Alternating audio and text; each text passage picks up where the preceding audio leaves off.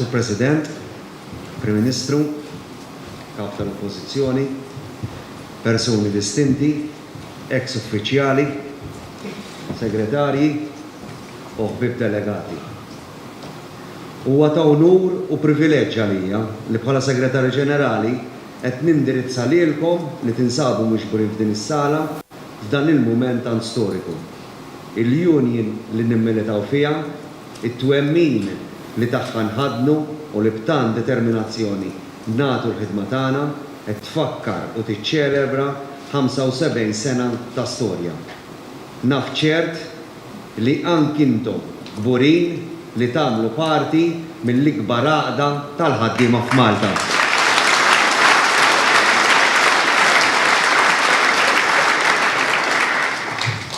Kull meta naqra l-ktieb fuq l-istorja ta' Workers Union, ikolli xewqa waħda. Xewqa li b'xi mod imqara ftit momenti inkun preżenti hemm fl-imsida fost dawk l-eluf ta' ħaddiema Maltin li wieġbu għas-sejħa tal-viżjonarju li xtaq li jaqqad lil ħaddiema Maltin ħalli qatt iktar ma jibqgħu klassi imwarba u sfruttata. Iżda dak li seħħ nhar il-5 Ottubru 1943 fejn il-ħaddiema preżenti fl-imsida b'ħeġġa u determinazzjoni akklamaw il-ħolqien uffiċjali ta' Workers Union kellu l-bidu ftit tax-xhur qabel. F'nofs it-tieni gwerra dinjija, fis-sfond tal-ħerba u t-tifrik u ġuħ f'pajjiżna, Reġi Miller kellu rrieda li jimbotta l-qudiem l-idea li l-ħaddiema Maltin fl-eluf tagħhom ikunu maqudin f'union waħda. Kbira bil-għan li tikseb drittijiet u dinjità għalihom u tbiddel mill-qiegħ is-soċjetà li kienet tipprivileġġja lil ftit u twarrab lil ħafna. Reġi Miller kellu viżjoni li l-għaqda b'saħħitha il-ħaddiema setgħu jiksbu dinjità fix-xogħol, jedukaw irwieħhom, jedukaw lil uliedhom u jtejbu l-livell tal-ħajja tal-familja tagħhom. L-istorja ta' din il-union hija xhieda li dak li matul is-snin il-ħaddiem maqudin irnexxielhom jakkwistaw bl-ara ta' xbinhom. Kien proprju Karl Marx li qabbel il-ħaddiema ma' swaba tal-id. Weħidhom huma limitati fis-saħħa, iżda meta l-istess swaba jingħaqdu f'pon wieħed tinħoloq forza ġdida, forza ħafna ikbar mis-saħħa ta' swaba kollha flimkien li tagħmel forza u tbiddel fejn ikun hemm il-ħtieġa. Dik hija l-forza tal-għaqda bejn il-ħaddiema. Illum 75 sena wara, il-Workers Union kienet u għada l-akbar għaqda tal-ħaddiema f'pajjiżna.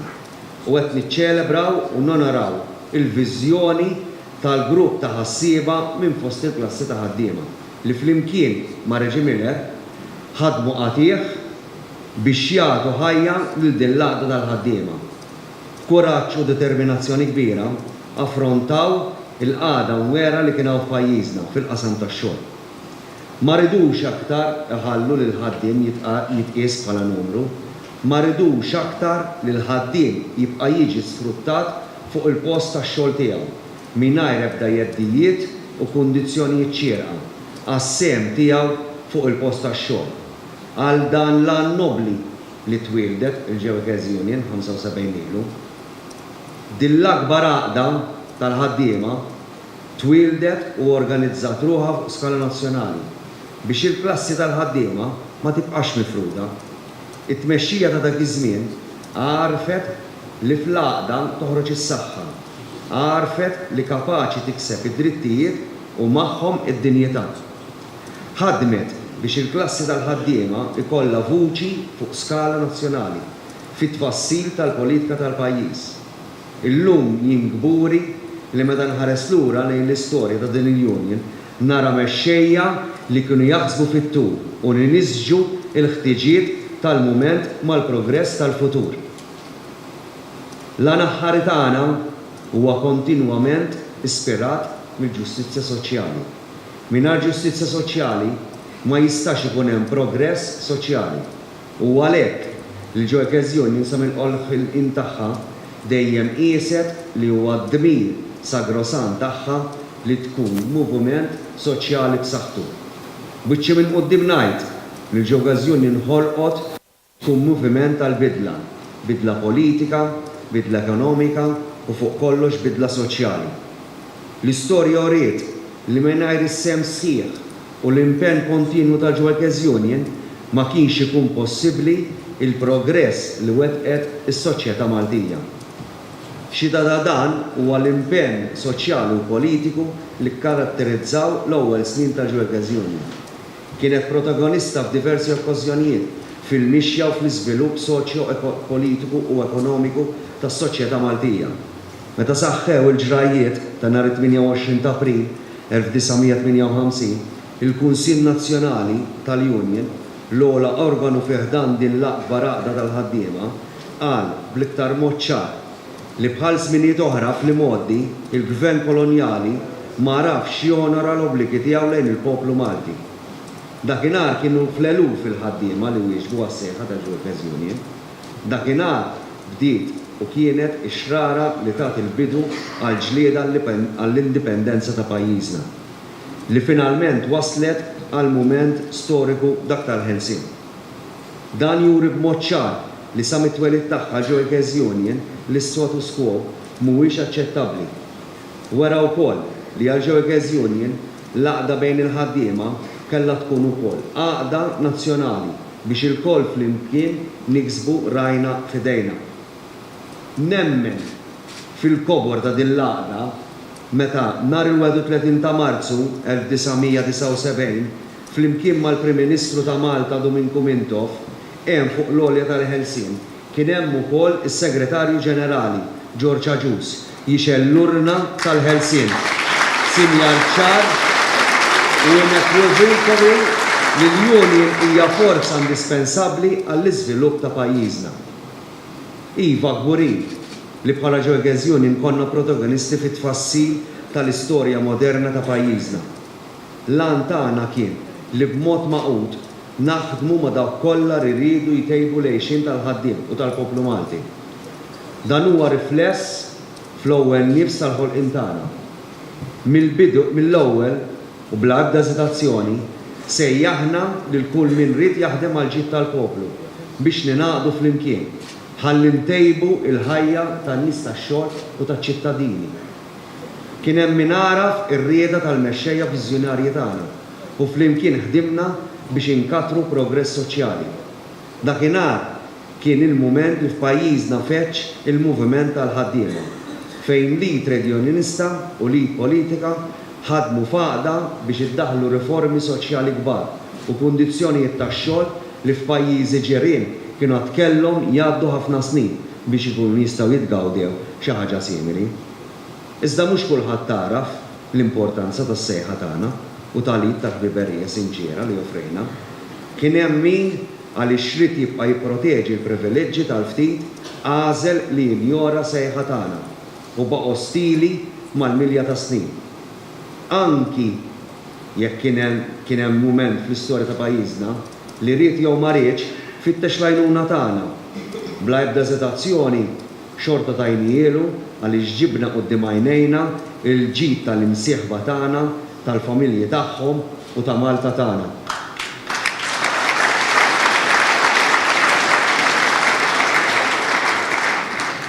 Matul dawn is-snin kollha Joyce Union kisbet diversi drittijiet u benefiċċji ġodda għall-imsieħba tagħha u li tgawdew ukoll mill-bqija tal-klassi tal-ħaddiema. Ta' dan nirringrazzja lil mexxejja kollha tal-Joyce Union li ġew qabli li b'sagrifiċċju, rieda u determinazzjoni ma qataw qalbhom qatt u ħadmu kemm felħu biex il-ħaddiema itejbu l-livell tal-ħajja tagħhom. Iżda ma kinitx triq faċli li tiddefendi dak miksu tant sagrifiċċji. Għaddejna minn żminijiet diffiċli fejn il-forzi reazzjonarji f'dan il-pajjiż mhux biss ridu jħottu l-għaqda bejn il-ħaddiema, iżda fuq kollox ridu joħolqu l-vuċi tagħna. Tajjeb infakkar li matul dawn iż-żminijiet tant koroħ, l-uffiċjali tal-Union, ħafna minnhom hawnhekk preżenti, kienu medda b'sentenza ta' 7 snin ħabs. Tafu għaliex? Għax iddefendew grupp ta' ħaddiema fuq il-post tax-xogħol tagħhom. F'dawk iż-żminijiet kemm il-darba il-Workers Union kellha tuża s-saħħa tal-azzjonijiet industrijali u tal-strikes, anki dawk ġenerali, biex twassal il-messaġġ tagħha. Iżda id-daqqiet u l-azzjonijiet kontra l-Workers Union ma kinux biss trade unionistiċi, kienu wkoll kummerċjali. Sar minn kollox biex il-Workers Union joħdula kull mod kif tista' topera mhux biss kummerċjalment, sa anki dan il-bini, din id-dar tal-ħaddiema għamlu biex joħdulna. Imma bis-saħħa tal-imsieħba tagħna dan qatt mhu ħajsir. U sakemm nibqgħu din tibqa' id-dar naturali tal-ħaddiema Maltin hawn xejn u barranin.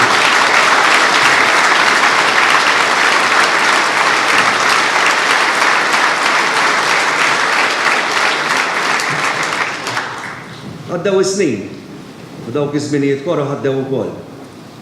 Nittama li qatt ma jerġgħu jirritornaw. Illum fera fejn nitkellmu dwar ir-rispett lejn id-differenzi ta' bejnietna mhuwiex aktar dinjetus li wieħed jibqa' jsegwi jew jipprattika politika ta' ostilità fil-konfront tal-Workers Union.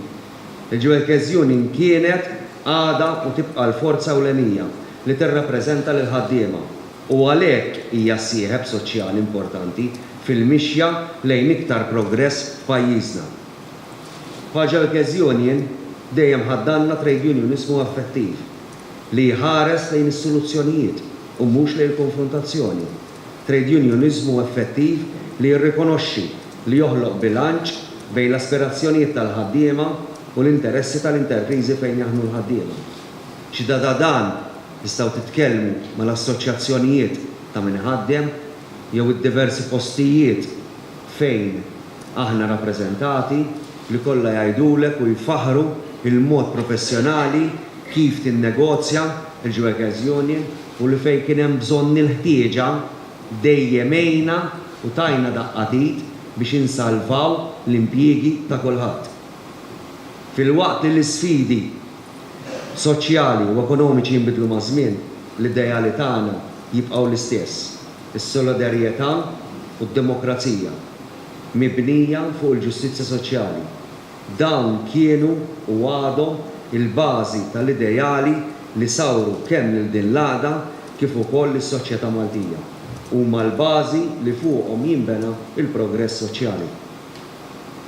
Il-viżjoni u l-kobor ta' din il-union huwa l-fatt li konna l-ewwel union u għadna l-uniku union li għandna twemmin tagħna, il-filosofija tagħna, għandna l-politiki tagħna.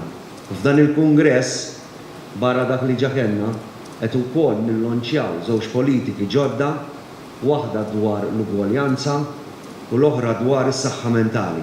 Għax nemmnu li l-ġenerazzjoni qed titbiddel, is-soċjetà qed titbiddel, il-postijiet tax-xogħol tagħna titbiddlu, allura anke aħna għandna nbiddlu l-politiki tagħna mingħajr ma niddipartixxu mit-twemmin xelludi tagħna. It-twemmin li huwa mibni fuq dawk il-valuri li nħadmu waqt il-ħidma tagħna. L-ugwaljanza, l-għaqda, il-ġustizzja soċjali u s-solidarjetà. Huma dawn il-prinċipji progressivi xellugin li xprunaw id-diversi imsieħba li mmilitaw ġewwa din l-akbar għaqda tal-ħaddiema. Dak li ksibna sissa, il-livell tal-għejxin tagħna, it-tessut soċjali ta' pajjiżna, kollha ksibnihom maqudin flimkien bis-sem sħiħ tal-Workers Union. U għalhekk li f'din l-okkażjoni wieħed irid jifraħ dak li ksibna sissa fil-waqt inħarsu l quddiem b'kuraġġ biex mhux biss insaħħu dak li għandna imma nkomplu mixjin lejn soċjetà iktar inklusiva u li tassew toffri liċ-ċittadini l-opportunità kollha biex jagħmlu suċċess. Il-Workers Union matul is-snin ħadmet flimkien mal-gvernijiet tal-ġurnata biex tfasslu liġijiet u prinċipji li llum saru xi ħaġa li ftit japprezzaw. Flimkien fassanna l-ħolqien ta' qafas soċjali Introduċejna drittijiet bażiċi fuq il-postijiet tax-xogħol. Parteċipajna f'negozjar kollettiv bejn rappreżentanti tal-ħaddiema u minħaddem. U wessajna dialogu soċjali mal-imsieħba fuq skala nazzjonali. Konna protagonisti lura fis-snin fl-introduzzjoni tal-paga minima u anke meta s-sena l-għaddiet wara 27 sena żdiedet l-istess paga minima, konna wkoll protagonisti. Iġġielidna kontra l-faqar u l-prekarjat. Għamilna gwerra fuq il-prekarjat. Kien jitqu bina meta nitkellmu fuq il-prekarjat u kienu jgħidulna tuni definizzjoni tal-prekarjat. Għajdulna eżatt x'inhu x'didu tfissru bih. Illum huwa rikonoxxut, illum kulħadd jitkellem dwaru, illum qed jiġi indirizzat. Mela kienet il-ġewegażjoni li bdiet din il-ġlieda. Ċertament li f'dan il-jum storiku għal dan l-akbar għaqda tal-ħaddiema huwa l-mument li fih wieħed iħares lura b'ċertu sodisfazzjoni u jitfa' ħarsu l-qudiem determinazzjoni. It-tema ta' dan il-Kungress Nazzjonali hi proprja waħda li tħares il-qudiem. Ejjew nieħdu din l-opportunità tal-lum biex flimkien ma' qudiem nitfgħu ħarsitna lejn l-isfidi u l-opportunitajiet li għandna qudiemna. Iż-żmien li qegħdin ngħixu huwa karatterizzat minn bidliet kbar f'ħajjitna. Fuq il-postijiet tax-xogħol tagħna, f'pajjiżna, fid-dinja ta' madwarna. Teknoloġija avvanzata għamlet it-trasferiment ta' kapital bejn pajjiżi differenti xi ħaġa faċli. Il-profil tal-ħaddiem fil-postijiet tax-xogħol tagħna qed jinbidel. Illum il-membri tagħna għandna waħda minn kull erba' li hija ta' sess feminin. Għadu mhux biżżejjed, met jiżdiedu. Għandna l-ewwel delegati u rappreżentanti barranin. Għandna postijiet tax-xogħol fejn il-maġġoranza tal-ħaddiema huma barranin. Ovvjament, anki l-ġewegażjoni tinbidel. Tittilqa lil dawn il-ħaddiema għax fajnejna aħna il-bażi ta' kull ħsieb tagħna barra s-solidarjetà u l-ġustizza soċjali huma l-ugwaljanza. Ma jistax ikolli ħaddiem Malti u ħaddiem barrani li jitħallas b'mod differenti. Anki l-aspirazzjonijiet tal-imsieħba tagħna qed jinbidlu b'radu maġla. Qudiem din il-bidla, jekk aħna ma ninbidlux il-mod kif naħdmu u nadattaw politika ġodda, nispiċċaw spettaturi passivi. Irridu nissaħħu politiki ġodda mibnija fuq il-prinċipji xellugin progressivi li minn dejjem sawru lil din il-Union. Imma anke waqt dan it-tibdil, il-ħaddiem jibqa' maqut b'valur komuni u banijiet simili. Kulħadd ikun jixtieq progress soċjali, titjib fil-kwalità tal-ħajja tiegħu u dinjità umana. Iżda ħbieb, dan kollu miksub jinsab taħt id-dida bl-ikbar għadu tas-solidarjetà, l-individwaliżmu, fejn l-iktar importanti huwa jien u mhux aħna. Sfortunatament, matul is-snin rajna li s-solidarjetà bejn il-ħaddiema qiegħda dejjem tonqos. L-adozzjoni ta' ideoloġiji neoliberali kienet intenzjonata biss biex tkisser u timmina s-solidarjetà bejn il-ħaddiema. L-individwaliżmu huwa forma oħra ta' egoizmu li jnawwar u jeddet propju il-prinċipju tas-solidarjetà. B'wiċċi minn quddiem nista' ngħid li l-individwaliżmu żgur li qatt ma kien il-forza u l-prinċipju li mexxa din l-għaqda fl-aħħar 75 sena. Dejjem amminna li x-xogħol, l-ugwaljanza, l-għaqda u s-solidarjetà huma vitali għal promozzjoni tal-ġustizzja soċjali u l-iżvilupp qed inbidel. Mhux biss minħabba l-prattiċi ġodda tax-xogħol jew il-ħiliet meħtieġa, iżda wkoll minħabba d-diversità u l-multikulturaliżmu li qegħdin ngħixu llum. Din id-diversità għandha tkun sors ta' opportunitajiet biex pajjiżna soċjalment ikompli jikber. Id-diversità tgħinna nifhmu aktar lil xulxin. Nistqar li bħala ġewegażjoni ninsabu kburin li msieħba magħna għandna ħaddiema li ġejjin minn diversi pajjiżi u kulturi. Għalina bħala ġewegażjoni ma jemx differenza milli ma pajjiż ġej, x'kultura għandek, x'reliġjon tħaddan. Fl-aħħar mill-aħħar int ħaddiem u bħal eluf l-oħra ta' kuljum se tagħti ħin minn ħajtek biex taqla lejxin għalik u għall-familja tiegħek. Huwa d-dmir tagħna li l-kol naraw li kulħadd jimxi l-qudiem u niżguraw li x-xogħol iservi bħala mezz għal mobilità soċjali. F'ekonomija globalizzata, kompetizzjoni globalizzata, jeħtieġ moviment ta' ħaddiema maqut. Jekk l-egoizmu jirbaħ fuq l-għaqda u s-solidarjetà, dawk is-sidien li jisfruttaw u jabbużaw il-ħaddiema tagħhom se jkomplu jagħmlu dawn liberi. Kundizzjonijiet miżeri mhumiex sempliċement problema għal ħaddiem li jaqla l-paga, imma huma problema għan negozji serji u għall-ekonomija ġenerali. Employer serji li jibnu l-modell tal-ħidma tagħhom fuq l-effiċjenzi, il-kompetittività, l-arfien u l-innovazzjoni qed jiġu żvantaġġjati b'kompetizzjoni inġusta u legali. Inkunu qed noqsu lejn il-fondaturi tas-soċjetà tagħna jekk aħna ma nagħmlux dak kollu possibbli biex dan l-abbuż u sfruttament jinqata' minn kull post tax-xogħol. Din hija r-raġuni għaliex huwa essenzjali li l-koll li aħna naħdmu biex il-ħaddiema jingħaqdu u jitkellmu b'vuċi waħda, kemm f'kuntest lokali kif ukoll f'kuntest internazzjonali. Matul dawn l-aħħar snin bdejna naraw diversi forum ta' xogħol atipiku bħal platform economy, gig economy jew sempliċement crowdfunding. Rajna l-ħolqien ta' kumpaniji globali bħal Uber, Tark u Amazon, fejn il-maġġoranza tax-xogħol huwa bbażat online fuq pjattaformi privati. Dawn il-forum ġodda ta' xogħol qed iwasslu għal diskussjoni dwar id-drittijiet tal-istess ħaddiem. X'tip ta' relazzjoni hemm bejn il-ħaddiem u min ħadmu? X'inhu huma l-obbligi u r-responsabbiltajiet ta' min ħadmu? Kif ser ikun rappreżentant dan il-ħaddiem atipiku fil-futur? X'kundizzjonijiet tax-xogħol ser ikollhom dawn il-ħaddiema imsejħa independent self-employed fil-futur? Ser ikollhom leave? Ser ikollhom leave għall-mart? Kif se jkun il-ħlas tagħhom? Kif se jkunu l-kondizzjonijiet tax-xogħol tagħhom? X'benefiċċji għandhom jirċievu? Kif se jkunu konformi mar-regolamenti dwar is-saħħa u s-sigurtà? Kif se jikkontribwixxu għas-sigurtà soċjali? U kif se jibbenefikaw mill-mekkaniżmu ta' protezzjoni relatat mal-istess xogħol?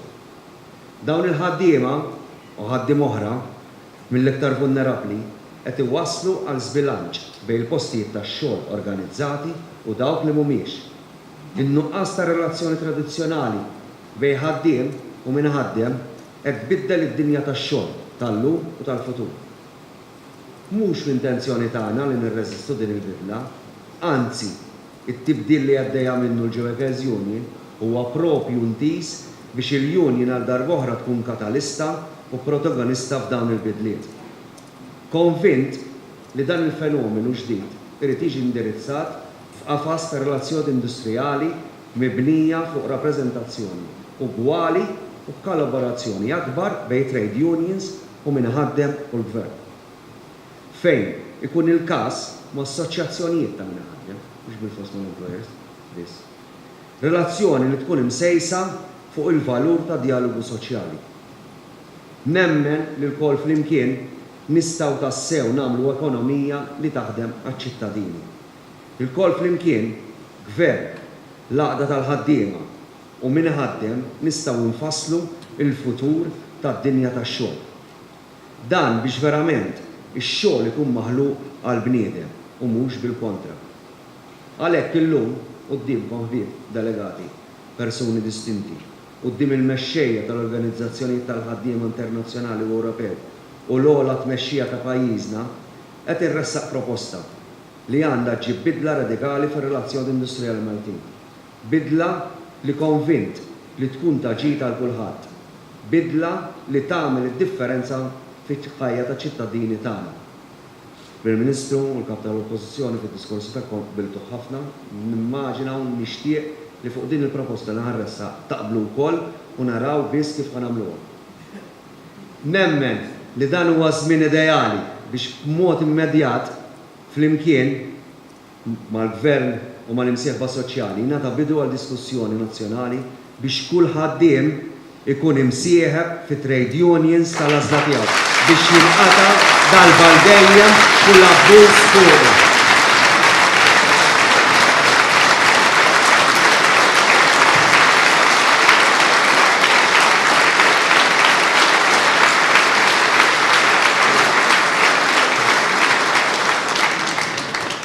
Kantom il-ħin nibdew mill-ewwel. Dejjem se jkun hemm min se jopponi din il-proposta u l-bidla fil-ħsieb għax iħossuhom komdi bl-status quo. Imma naf ħafna imprendituri kbar li meta nitkellmu magħhom jgħidu li l-ikbar ostaklu biex ikomplu jkabru u jinvestu hija l-kompetizzjoni mhux ġusta u xi kultant illegali minn employers cowboys li jaħsbu li huma l-fuq mill-liġijiet tal-pajjiż u jabbużaw l-ħaddiema. Ovvjament f'dawn il-postijiet il-ħaddiem jibża jitkellem. Naf li ħafna negozju u postijiet tax-xogħol jixtiequ set ġust ta' politiki tax-xogħol. Vuċi waħda li taqqat lil ħaddiema kollha fil-post tax-xogħol u regolamenti ugwali u l-istess għal kulħadd. Nista' nsemmi diversi stejjer ta' suċċess kbir fejn il-unions ħadmu id fit ma' min ħaddem fl-iżvilupp tal-istrateġija li jagħmlu l-intrapriżi tagħhom.